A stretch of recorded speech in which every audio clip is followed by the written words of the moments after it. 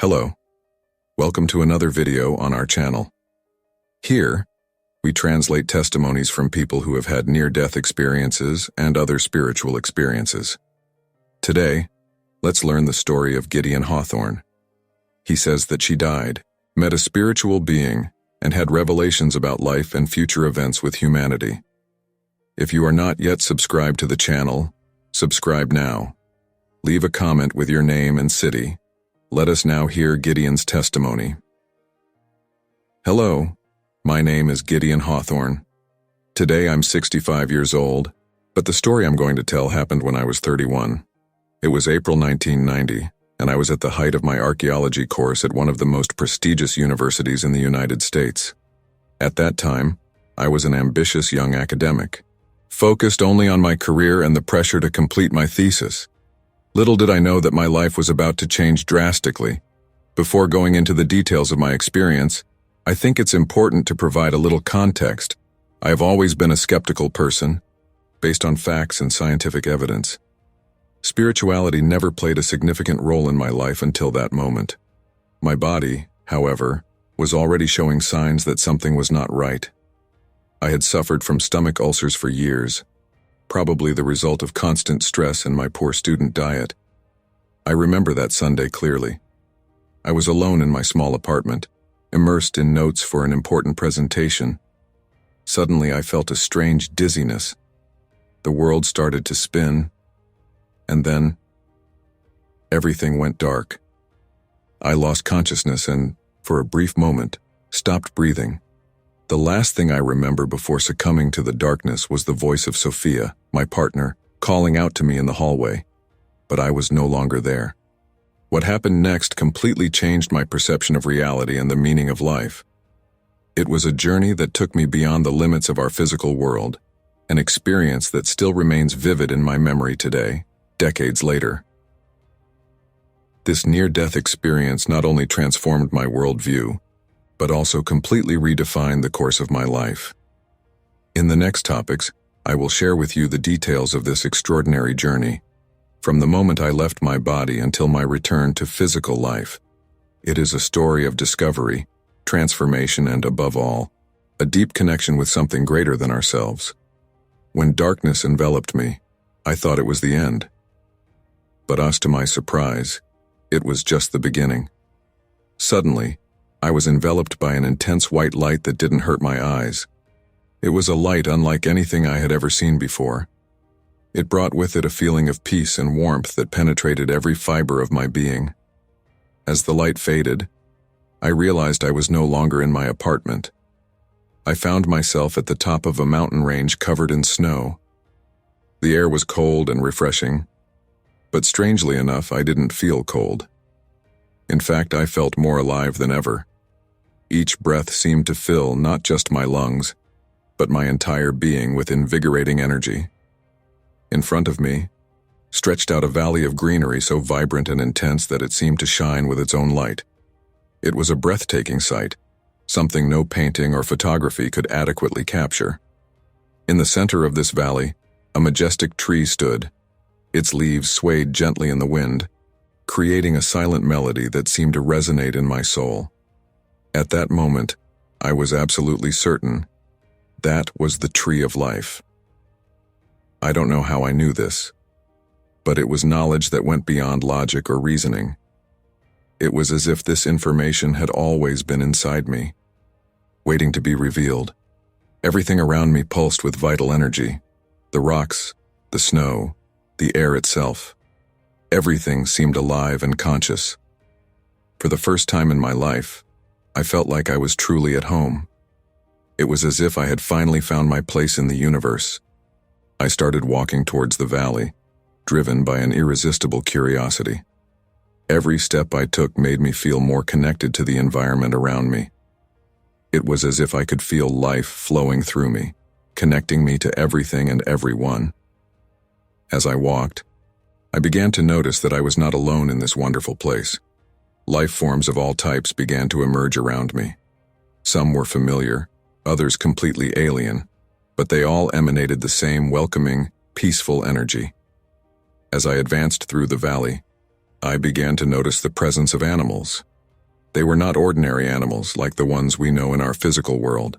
They had an ethereal, almost translucent quality, and their eyes glowed with an intelligence that went beyond animal instinct. Suddenly, one particular animal captured my attention. It was a golden retriever, but not just any golden retriever.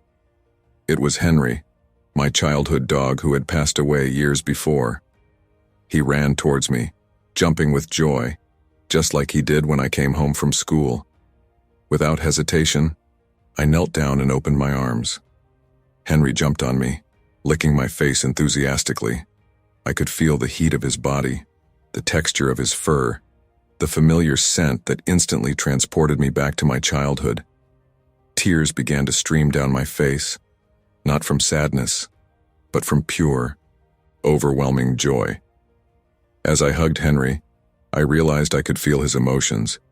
It wasn't just a vague feeling, but a clear and direct communication. I felt his unconditional love, his happiness in seeing me, and a wisdom that went beyond what I imagined possible for an animal. Looking around, I noticed other animals approaching. There were vibrantly colored birds, graceful deer, even creatures I didn't recognize. Everyone seemed to emanate the same energy of love and understanding. It was as if we were all connected by an invisible thread of shared consciousness. At that moment, I understood that life, in all its forms, was so much more than I had ever imagined. Every being, from the smallest ant to the largest whale, was part of an intricate web of existence. We were all connected. We were all important. We were all loved. As I petted Henry, I felt a presence approaching. It was a luminous figure, almost difficult to look at directly. As he got closer, I realized he was an elderly man, with a gentle smile and eyes that seemed to contain all the wisdom in the universe. He introduced himself as Dr. Vivian Marshall, a Buddhist monk who would be my guide on this spiritual journey. His voice was soft but loaded with authority. He invited me to follow him, saying there was a lot to show and teach me. With one last hug from Henry, I stood up to follow Dr. Marshall. As we walked, he began to explain to me about the nature of this place and the purpose of my visit. Every word he said seemed to open new horizons of understanding in my mind. Dr. Marshall led me along a path that wound through the valley. As we advanced, the landscape began to subtly change. The vibrant green gave way to a spectrum of colors I had never seen before. Impossible-shaped flowers sprouted from the ground, their petals sparkling as if they were made of pure light. We arrived at a lush garden, more beautiful than anything I had ever seen on earth. The grass beneath our feet was such a deep green that it seemed to emit its own light. Majestic trees rose all around us, their leaves whispering ancient secrets in the wind. In the center of the garden, there was a pool of crystal-clear water. But it was no ordinary water. It pulsed and undulated with an energy of its own, as if it were alive. Dr. Marshall explained to me that this was a spiritual healing pool, capable of revitalizing not only the body but also the soul. He invited me to get into the water. I hesitated for a moment, but something inside me compelled me to accept. Upon entering the pool, I felt an indescribable sensation. It was as if every cell of my being was being purified and revitalized. Memories I didn't even know I had came flooding back, and with them, a deeper understanding of who I was and my place in the universe. As I floated in the water, Dr. Marshall began to tell me about the purpose of this place. He explained that this was a realm of learning and spiritual growth. Here, souls came to heal, to learn and to prepare for the challenges they would face in their earthly lives. "Gideon," he said, his voice reverberating not just in my ears but throughout my entire being. "You were brought here for a reason.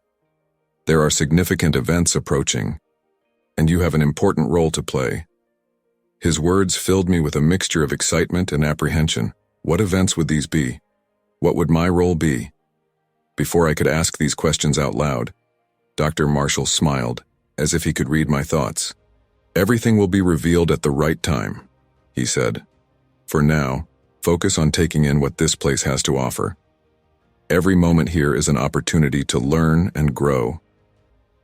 I left the pool feeling renewed, as if I had been reborn. My perception seemed to have expanded. I could feel the vital energy pulsing in every leaf, in every stone, in every being around me. It was an overwhelming feeling, but at the same time, deeply comforting. Dr. Marshall guided me to a nearby stone bench, where we sat. He began to teach me about the universal laws of love, compassion, and the interconnectedness of all things. Every word he spoke seemed to engrave itself not only on my mind but on my very soul. As we talked in the spiritual garden, Dr. Marshall began to share visions of the future with me. His words carried a weight that I could physically feel, as if each syllable was infused with dense, meaningful energy. "Gideon," he began, his eyes fixed on mine with an intensity that made me shudder. "The world is on the brink of great changes. Significant events are about to occur. Especially in Europe, these changes will bring with them powerful energies, some of which will be challenging and potentially negative." I listened attentively, feeling a mix of fascination and apprehension. Dr. Marshall continued, "These energies will not manifest all at once. They will come in waves, starting subtly but increasing in intensity over time. It will take a collective healing and protective effort to mitigate their impacts." He paused, allowing his words to sink deep into my consciousness. Then, with a gentle smile, he added, "But fear not, Gideon. These changes, while challenging, also bring with them the opportunity for great positive transformation. Love will be the key to overcoming the challenges ahead." Dr. Marshall then explained to me that I had been chosen to play an important role in that future. My experience here, in this spiritual realm, was a preparation for the mission that awaited me on Earth. "You will return to your body with a new purpose," he said. "Your life journey will change direction. You will become a beacon of light and love, helping others connect with their own spiritual journeys." As he spoke, visions began to form before my eyes. I found myself working with people, helping them heal emotional and spiritual trauma. I found myself organizing prayer and meditation groups, creating a network of light to protect against the approaching negative energies. Dr. Marshall placed his hand on my shoulder, his touch conveying a sense of comfort and strength. "Remember, Gideon, you will not be alone on this mission. There will be others like you, spread across the world, all working together to bring light in times of darkness." Dr. Marshall's revelations left me stunned. It was a lot of information to process, and I felt both honored and overwhelmed by the responsibility that was being placed on my shoulders. "Don't worry about remembering every detail of what I showed you," Dr. Marshall assured me, seeming to read my thoughts. "When the time comes, you will know what to do. The wisdom you gained here will stay with you, even if you don't consciously remember it all." As I absorbed Dr. Marshall's revelations, I began to feel a subtle shift in the environment around me. It was as if a distant breeze was carrying a familiar sound, a call I couldn't ignore. Dr. Marshall noticed my uneasiness and smiled understandingly. "It's time, Gideon," he said softly. "Your physical body is calling to you." Suddenly, I recognized the voice that was calling me. It was Sophia, my partner. His voice seemed to come from everywhere at once, permeating every molecule of the air around me. It was an irresistible calling, full of love and concern. I felt a force beginning to pull me, gently but firmly, away from the spiritual garden. My heart filled with a mix of conflicting emotions. On the one hand, I longed to stay, to learn more, to explore more of this wonderful realm. I opened my eyes and found myself in a hospital bed, surrounded by machines and the constant sound of monitors. The fluorescent light was harsh and artificial compared to the softness of the spiritual garden.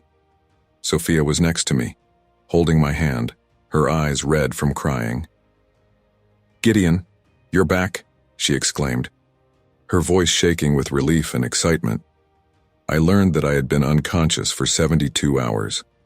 To the outside world, I was on the brink of death, battling internal bleeding caused by a perforated ulcer. But for me, Those 72 hours had been an eternity of learning and transformation. In the days that followed, I began to notice significant changes in myself.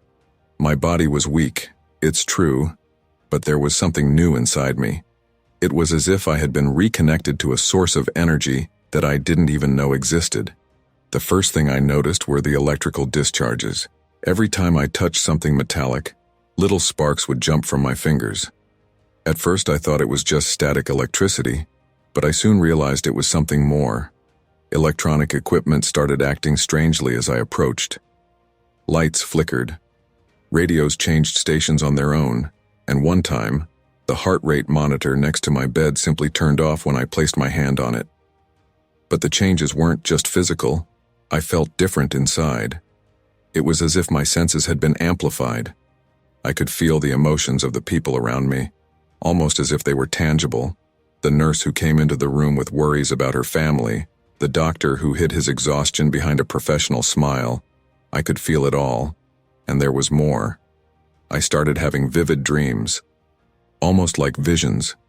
In them, I revisited the spiritual garden, talked with Dr. Marshall, and sometimes glimpsed future events that hadn't yet happened. As I recovered physically, it became increasingly clear that my life would never be the same. The academic career that once seemed so important now seemed empty and meaningless. I knew I had a new mission, a new purpose. When I was finally released from the hospital, I made a decision that shocked everyone around me. I abandoned my doctorate in archaeology and began seeking knowledge in areas that I would have previously dismissed as pseudoscience. Meditation, energy healing, spirituality, all of these became the focus of my life. Sophia, bless her heart, stayed by my side throughout this transition, even though I didn't fully understand what was happening to me.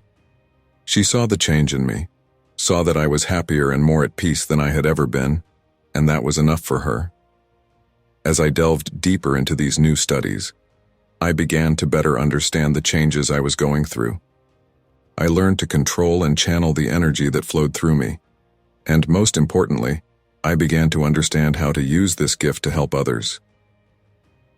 In the years following my near-death experience, I dove headfirst into a new world of possibilities. I dedicated myself to studying various healing modalities, always guided by memories of what I had learned in the spiritual garden. I started with Healing Touch, an energy healing practice that allowed me to channel vital energy to help heal people physically and emotionally. It was fascinating to see how the techniques I learned aligned perfectly with the sensations I had experienced during my spiritual journey. As my practice deepened, I began to explore other areas. Past life regression has become a powerful tool for helping people understand and overcome deeply rooted trauma. Shamanism taught me ways to connect with the spiritual world and bring its wisdom to the physical plane. Eventually, I felt the need to give my work a more solid foundation. I returned to university, this time to obtain a master's degree in archaeology and anthropology, but with a completely different focus. I wanted to understand how ancient cultures connected with the spiritual world, how they channeled healing energies and wisdom. My new life was dedicated to spiritual development and healing. I began holding workshops and talks, sharing what I had learned and helping others connect with their own spiritual journeys. One of the most rewarding experiences was working with people who had had their own near-death experiences. I could see the same sparkle of recognition in his eyes when he talked about the spiritual garden or the tree of life. It was as if we were members of a secret club, united by an experience that transcended common understanding. I particularly remember a woman called Claire. She came to me after a talk, shaking and with tears in her eyes. "You described exactly what I saw," she said. "But I never had the courage to tell anyone. They would think I was crazy." I spent hours talking to Claire, helping her process her experience and integrate the lessons she had learned into her daily life. Seeing the transformation on her face, the relief and joy of finally being understood, was one of the most rewarding experiences of my life. As my work expanded, I began to see patterns emerging. People who came to me often reported feelings of disconnection, of not belonging in this world. Many of them had intuitive or sensitive abilities that they didn't know how to deal with. I realized that my mission went beyond simply healing. I was here to help people awaken to their true spiritual nature, to remind them of who they truly were beyond their physical bodies and earthly identities. As the years passed, Dr. Marshall's words about future events never left my mind. I observed the world with increased attention, always attentive to the signs of change that he had mentioned. At first, they were just small hints. An increase in the frequency of natural disasters, subtle changes in weather patterns, rising political tensions in various parts of the world. For most people, it was just everyday news. But for me, each event was like a piece fitting into a larger puzzle. About 30 years after my near-death experience, I began to feel a growing urgency. The energies that Dr. Marshall had mentioned were intensifying, especially in Europe. They weren't obvious or dramatic changes, but I could feel them clearly, like invisible waves of spiritual upheaval. I decided it was time to act more directly. I started organizing prayer and meditation groups, bringing together people who shared the same spiritual sensitivity. I explained to them what I was feeling, the importance of creating a network of light and love to counter the negative energies that were approaching. Initially, we were just a small group meeting at my house, but as time passed, more and more people joined us. Some came because they had had their own spiritual experiences. Others simply felt something important was happening and wanted to be part of it. Our collective meditation sessions were powerful. Together, we visualized a network of light enveloping the planet, focusing especially on the areas we felt were most vulnerable. It was as if we could feel our combined energy creating a protective shield. Parallel to this collective work, I intensified my own spiritual practice. I began to dedicate several hours a day to deep meditation, seeking to reconnect with the spiritual garden and with Dr. Marshall. Sometimes I caught glimpses of that realm, receiving guidance and strength for what was to come. One night, during one of these deep meditations, I had a clear and disturbing vision. I saw a wave of darkness approaching Europe, threatening to engulf the continent. But at the same time, I saw points of light shining brightly, resisting the darkness. I understood that these points of light were people like me and my group, working to maintain spiritual balance. This vision gave me a new urgency. I started traveling, giving lectures and workshops across the country, and eventually, across Europe. My message was always the same: the importance of love, compassion, and spiritual unity in the face of the challenges that lay ahead. Many listened to me with skepticism, of course. But there were always those whose eyes lit up with recognition, who felt the truth behind my words. And it was these people who joined our growing network of light. Now, 34 years after my near-death experience, I feel like we're on the brink of something monumental. The energies are intensifying, and I know the moment Dr. Marshall predicted is coming. But I'm not afraid. I am ready. And I know I am not alone in this vigil. Today, as I sit down to write these words, I feel a calm that I haven't experienced in a long time. Visions that once seemed so distant and abstract are now almost palpable. The world is on the verge of profound transformation, and I find myself exactly where I need to be. Looking back at the skeptical young academic I was 34 years ago, I can hardly believe the journey I've been on. Every step, every challenge, every moment of doubt and enlightenment has brought me here, preparing me for this pivotal moment. I don't know exactly what the future holds. The visions I saw, the guidance I received from Dr. Marshall, all point to significant changes. I know there will be challenges, periods of darkness that will test our strength and our faith. But I also know that there is an inextinguishable light within each of us, a connection to the divine that no darkness can erase. Over the past few months, I have felt an intensification of energies around me. It's as if the air itself is charged with expectation. Many of the people in our spiritual network report similar sensations, vivid dreams, powerful intuitions, a sense that something monumental is about to happen. I continue with my daily meditation and prayer practices, now more than ever. Each session is an opportunity to strengthen our spiritual network. to send waves of love and light to counter the negative energies that approach. Recently, during a particularly deep meditation, I caught a glimpse of the spiritual garden. Dr. Marshall was there. His face serene as always.